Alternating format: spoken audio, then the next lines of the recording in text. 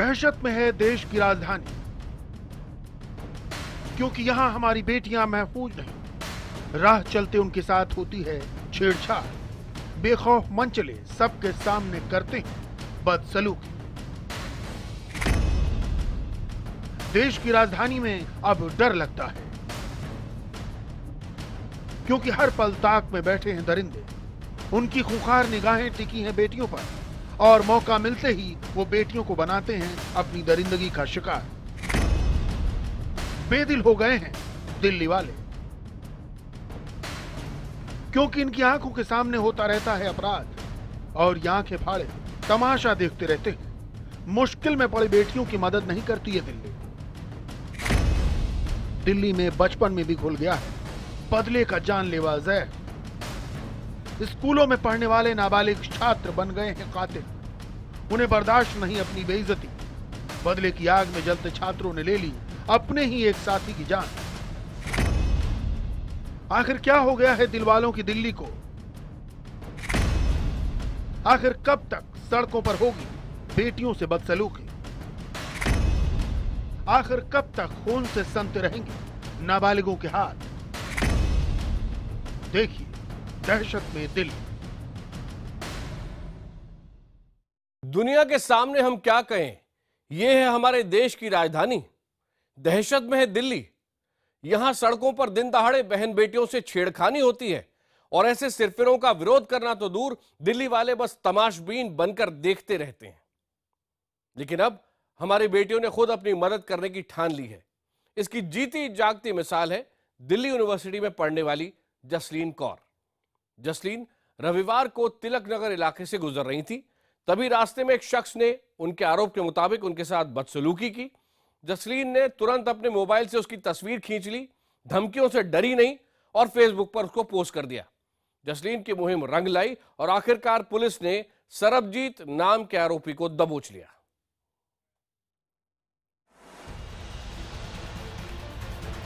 देश की राजधानी दिल्ली, लेकिन इस चमक दमक के पीछे छिप जाती है दिल्ली की स्याह सच्चाई। वो सच्चाई जो डराती है, वो सच्चाई जिसे जानकर हर कोई दहशत में आ जाता है। सच्चाई ये कि दिल्ली बेदिल हो चुकी है। यहाँ बेटियां महफूज नहीं हैं। माता पिता को हर वक्त यही डर सताता है कि उनकी लाडली के साथ कोई वारदात न हो जाए, और ये डर लाजमी भी है, क्योंकि दिल्ली की सड़कों पर हर जगह इंसान की शक्ल में भेड़िए घूम रहे हैं। जरा इस तस्वीर को गौर से देखिए। 26 साल के शख्स का नाम है सरबजीत सिंह। इस पर आरोप लगा है सरेराह एक लड़की के साथ छेड़खानी का। सरबजीत की ये तस्वीर जसलीन नाम की इस लड़की ने फेसबुक पर पोस्ट की थी। जसलीन का आरोप है कि रविवार देर शाम वो तिलक नगर इलाके से गुजर रही थी, तब बाइक पर सवार सरबजीत ने उसके साथ छेड़छाड़ की और अश्लील इशारे किए। इसके बाद जसलीन ने सरबजीत की तस्वीर अपने मोबाइल में खींच ली और अपने साथ हुई वारदात की पूरी कहानी फेसबुक पर पोस्ट कर दी। Today I shared it on social media, and 1 hour ago I was there on the road. Not a single person stood up for me. So yes, there's one thing that I would like to tell everyone here, that if ever you witness something of this sort happening, please have the guts to support the person on the road instead of only on social media. Jasleen की आपबीती को Facebook पर लोगों ने जमकर like और share किया। देखते ही देखते ये खबर मीडिया में आ गई और आखिरकार पुलिस दबाव में आई। पुलिस ने जसलीन की शिकायत दर्ज की और साथ ही कोर्ट में उसका बयान भी रिकॉर्ड करवाया। काफी मशक्कत के बाद पुलिस ने आरोपी सरबजीत को भी धर दबोचा। स्ट्रिक्टेस्ट पॉसिबल वे में उसके खिलाफ जितने भी एविडेंसेस हैं वो कलेक्ट करके कोर्ट के सामने प्रोड्यूस किए जाएंगे। इसके अलावा उसकी काउंसलिंग भी कराई जा रही है। We go by evidence on record.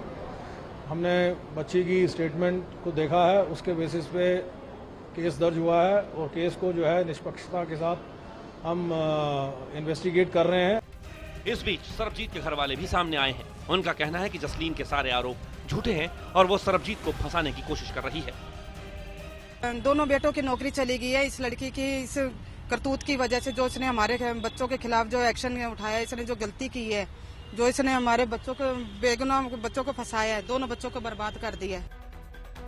Police मामले की जांच कर रही है और जल्द ही पूरा सच सामने आ जाएगा। लेकिन दहशत में जी रही दिल्ली को जसलीन के हौसले ने एक आस बंधाई है। जसलीन की हिम्मत ने बेटियों को जुर्म से लड़ने की नई राह भी दिखाई है। यही वजह है कि जसलीन की बहादुरी को सलाम करते हुए दिल्ली पुलिस ने उसे 5,000 रुपए का इनाम भी दिया है। जुर्म से लड़ने का एक तरीका ये भी है। सोशल नेटवर्किंग वेबसाइट ने यहाँ पर इस लड़की के साथ जो वारदात हुई, आरोपी को गिरफ्तार करवा दिया। ये वाकया पुलिस के लिए भी एक सबक है कि सोशल नेटवर्किंग वेबसाइट्स पर जो पोस्ट होते हैं, जो वीडियो होते हैं, उनको वो गंभीरता से ले और ठीक ढंग से उन मामलों की तफ्तीश करे। कैमरा पर्सन पुजारी के साथ अमित पांडे, दिल्ली IBN 7। अब दिल्ली की एक और तस्वीर देखिए। राजधानी के इंद्रपुरी इलाके में तेज रफ्तार होंडा सिटी जो एक लड़का चला रहा था, उसने एक लड़की को कुचल डाला। लड़की का आरोप यह है कि कार सवार ने उसके साथ पहले छेड़छाड़ की और फिर उसे कार से कुचलने की कोशिश की। लड़की के पैर में गंभीर चोट है। हालांकि पुलिस का यह कहना है कि लड़की के साथ छेड़छाड़ के आरोप की अभी पुष्टि नहीं हो पाई है। पुलिस ने आरोपी ड्राइवर को गिरफ्तार कर लिया है।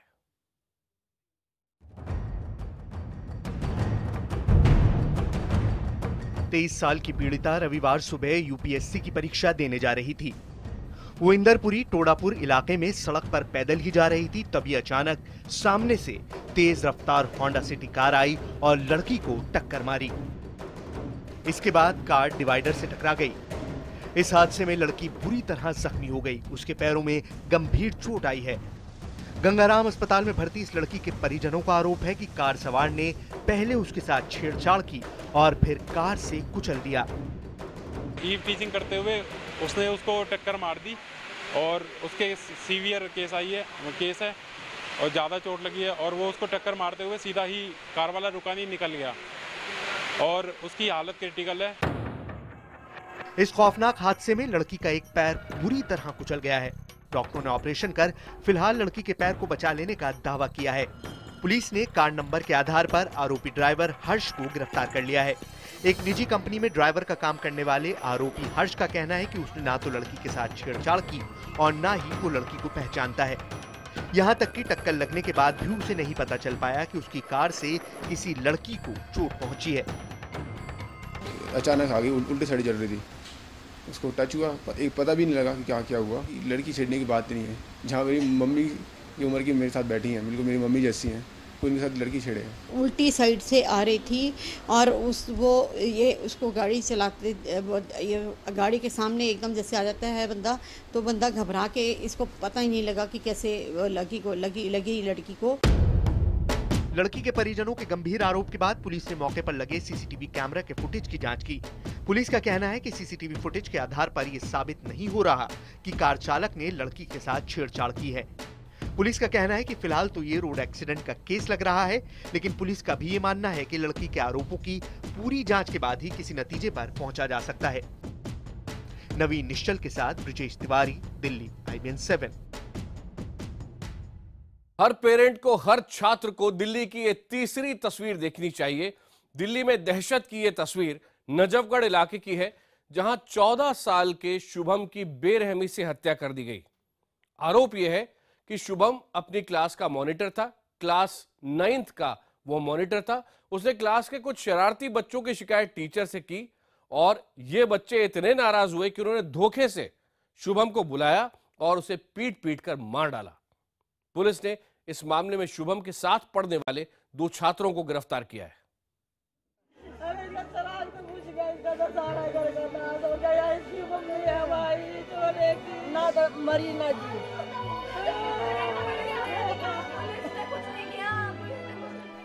ये माँ जार जार रो रही है।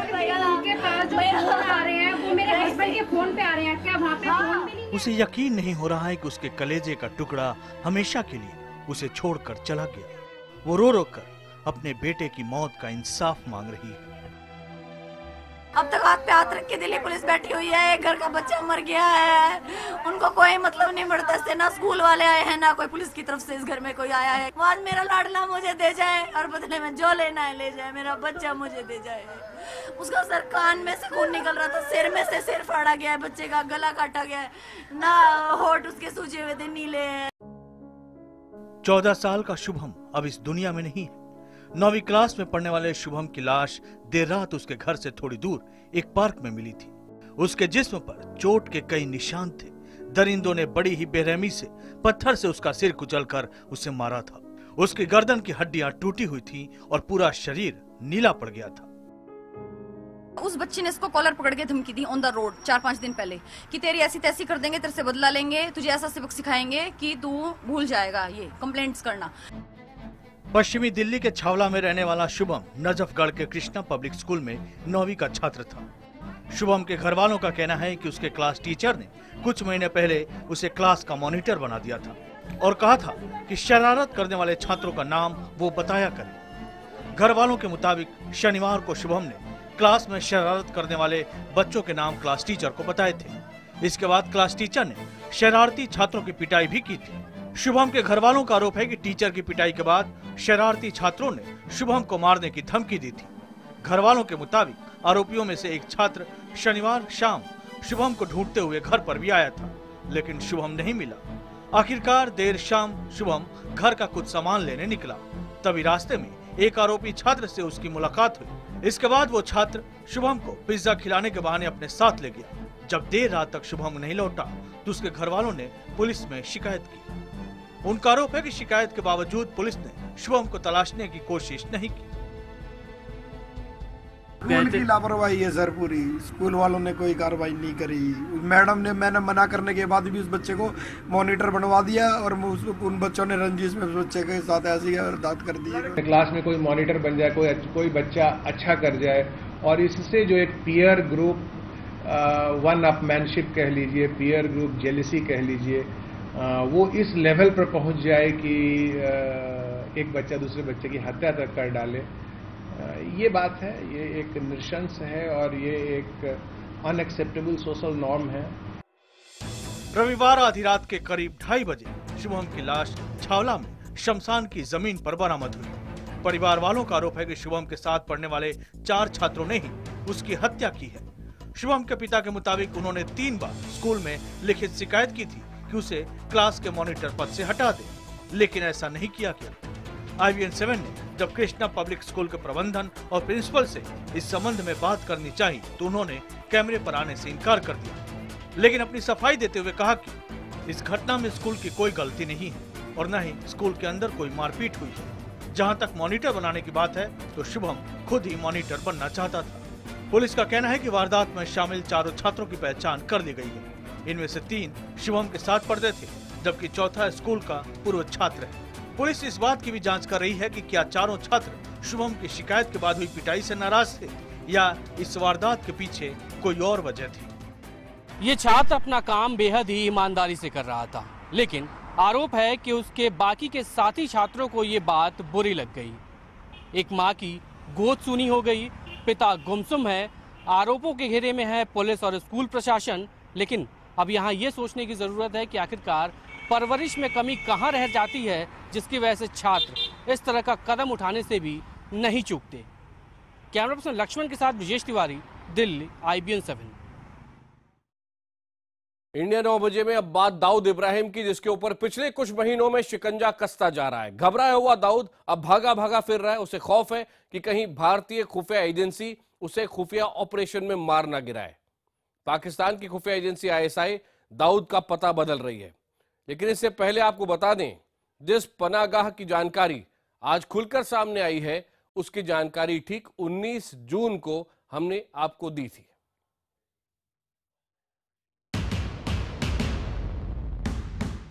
$1993 के मुंबई बम धमाकों का गुनहगार, देश का सबसे बड़ा दुश्मन और मोस्ट वांटेड दाऊद इब्राहिम अब डर गया है। सैकड़ों बेगुनाहों की जान लेने वाले दाऊद को अब अपनी जान का डर सता रहा है। पाकिस्तान की खुफिया एजेंसी ISI और फौज की गोद में छिपा बैठा दाऊद बुरी तरह घबरा गया है। वो अब तक कराची के पॉश क्लिफ्टन इलाके में रह रहा था, लेकिन भारत सरकार के डोजियर में दाऊद के ठिकानों की पुख्ता जानकारी होने और भारतीय मीडिया में उससे जुड़ी खबरों के बाद ISI के आका भी सख्ते में आ गए और आनंद फानंद में दाऊद को कराची से बेहद सुरक्षित समझे जाने वाले मरी रोड इलाके में शिफ्ट कर दिया गया है। दाऊद के साथ उसकी पत्नी, छोटी बेटी और छोटे भाई अनीस इब्राहिम को भी मरी रोड स्थित महफूज ठिकाने पर भेज दिया गया है। पाकिस्तान की खुफिया एजेंसी ISI दाऊद और उसके परिवार को लगातार बचाने में जुटी हुई है, लेकिन शायद पाकिस्तान ये भूल गया है कि भारतीय खुफिया एजेंसियों की नजर उसकी तेजी से भी तेज है। मरी रोड के जिस महफूज ठिकाने पर दाऊद इब्राहिम को रखा गया है, उसकी हर एक जानकारी भारतीय खुफिया एजेंसियों के पास मौजूद है। IBN 7 ने सबसे पहले दाऊद के मरी रोड वाले ठिकाने की जानकारी दिखाई थी। हमने 3 महीने पहले 19 जून को बताया था कि भारत सरकार की सख्ती से डरी पाकिस्तान सरकार ने दाऊद को महफूज जगह पर रखा है। हमने दिखाया था कि दाऊद इस्लामाबाद से 20 किलोमीटर दूर मरी रोड पर भोभान हिल्स पर बने मकान में रहता है।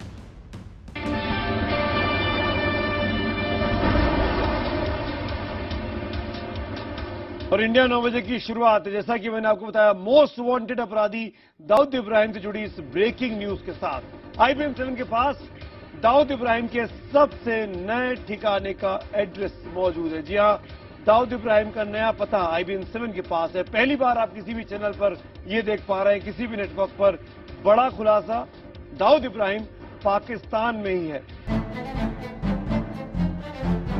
इतना ही नहीं, IBN 7 के पास पाकिस्तान में डूब के बैठे दाऊद के हर ठिकाने की पूरी मालूमात है। हमारी खुफिया एजेंसियों के पास तो ये तक जानकारी है कि दाऊद कब कब अपने घर से निकलता है, कहां जाता है, किससे मिलता है। जानकारी के मुताबिक पाकिस्तान में दाऊद के 4 मकान हैं, इनमें से 3 कराची में ही हैं। दाऊद का पहला पता कराची के नूराबाद इलाके का है। यहाँ वो महल नुमा मकान में ऐश से रहता है। दाऊद का दूसरा ठिकाना है मारगल्ला रोड, F6/2, गली नंबर 22, हाउस नंबर 29, कराची। तीसरा ठिकाना है Moin palace, 2nd floor, Abdullah Shah Ghazi दरगाह के सामने, क्लिफ्टन, कराची। पाकिस्तान में दाऊद सरकारी दामाद की तरह रहता है। उसे पाकिस्तानी खुफिया एजेंसी ISI और पाक फौज की सरपरस्ती हासिल है। दाऊद पाकिस्तान में ही है, इसकी पुष्टि गृह राज्य मंत्री हरि भाई चौधरी ने भी की है। हरि भाई चौधरी के मुताबिक दाऊद के पास कई देशों का वीजा है और जिसकी मदद से वो आसानी से एक देश से दूसरे देश आता जाता है। દાઉદ પાસે 3 થી 4 દેશોના વિઝા છે। દાઉદ પાકિસ્તાનમાં રહે, સાંજે દુબઈ જાય, બીજા દિવસે અફઘાનિસ્તાન જાય।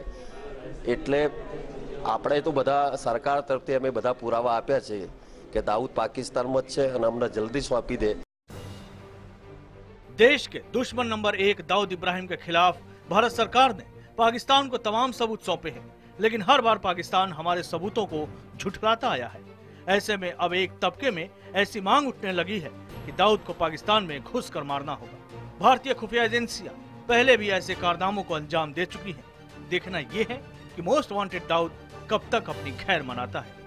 Bureau report, IBN 7। आज का दिन दुनिया भर के शेयर बाजारों के लिए ब्लैक मंडे साबित हुआ है। अगर पहले भारत की बात करें तो सिर्फ 6 घंटे के कारोबार में देखते ही देखते निवेशकों को 7 लाख करोड़ रुपए से ज्यादा का चूना लगा और हाल के दिनों में पहली बार बाजार की पूंजी 100 लाख करोड़ के नीचे पहुंच गई। लेकिन ऐसा नहीं है कि भारतीय इकोनॉमी के फंडामेंटल्स में कुछ गड़बड़ हो। वास्तव में इसका कारण यह है कि दुनिया भर के शेयर बाजारों में बड़ी गिरावट आ रही है और खास तौर पे अगर चीन का मार्केट आप देखें तो उसमें 8% से ज्यादा फॉल आज आया और उसके बाद दुनिया भर के शेयर मार्केट्स गिरे हैं।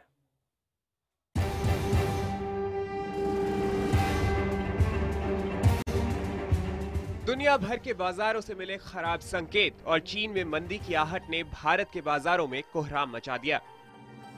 चौतरफा हमले से घिरे भारतीय बाजारों में खलबली का दौर ऐसा चला कि इतिहास की तीसरी सबसे बड़ी गिरावट दर्ज करते हुए सेंसेक्स और निफ्टी से निवेशकों के 7 लाख करोड़ रुपए देखते ही देखते डूब गए। सोमवार को BSE का सेंसेक्स 1625 अंक की भारी गिरावट के साथ 25,741.56 पर और NSE का निफ्टी 491 अंक गिरकर 7,809 पर बंद हुआ। बाजारों में आज काफ़ी तेज़ बिकवाली नज़र आ रही है और ये सिर्फ भारत में नहीं है। अगर आप देखें तो ग्लोबल मार्केट्स में, चाहे वो चीन हो, एशियन मार्केट्स हो, यूरोप हो, US मार्केट्स हो, काफ़ी तेज़ी से बिकवाली का माहौल बना हुआ है।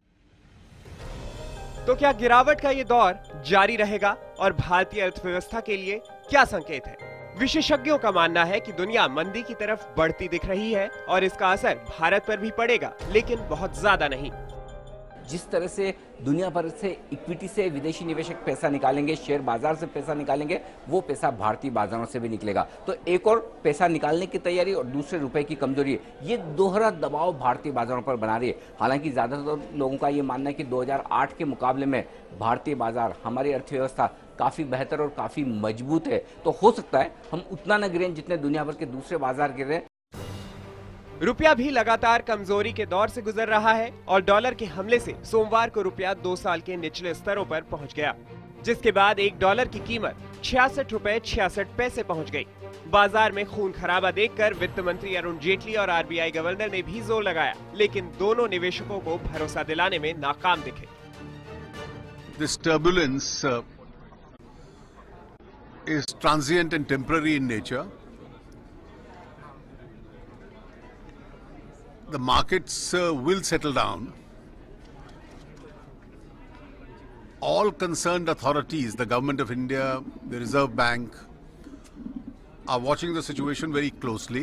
I will say that relative to other countries, India is in a good position. We will have no hesitation in using our reserves when appropriate to reduce volatility in the rupee. बाजार के इस खून खराबे की 5 प्रमुख वजहें मानी जा रही है। चीन का बाजार 8% टूटा है, तो जापान, ताइवान और हांगकांग के बाजारों में 5% तक की गिरावट आई है। कच्चे तेल में गिरावट से ग्लोबल ग्रोथ को लेकर चिंता बढ़ गई है। अमेरिका में दरें बढ़ाने के समय को लेकर अनिश्चितता बढ़ गई है। ग्रीस के प्रधानमंत्री ने इस्तीफा दे दिया है और यहाँ सितंबर में चुनाव होंगे। उत्तर कोरिया और दक्षिण कोरिया के बीच तनाव बढ़ता ही जा रहा है।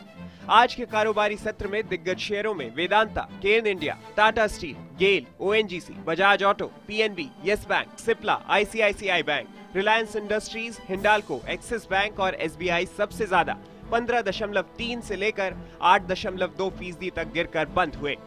बीएसई के 30 में से 30 शेयर और निफ्टी के 50 में से 49 शेयरों में गिरावट दर्ज हुई। Bureau report, IBN 7।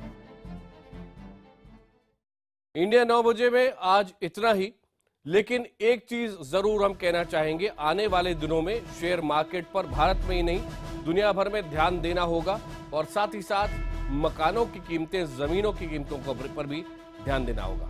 आज इतना ही।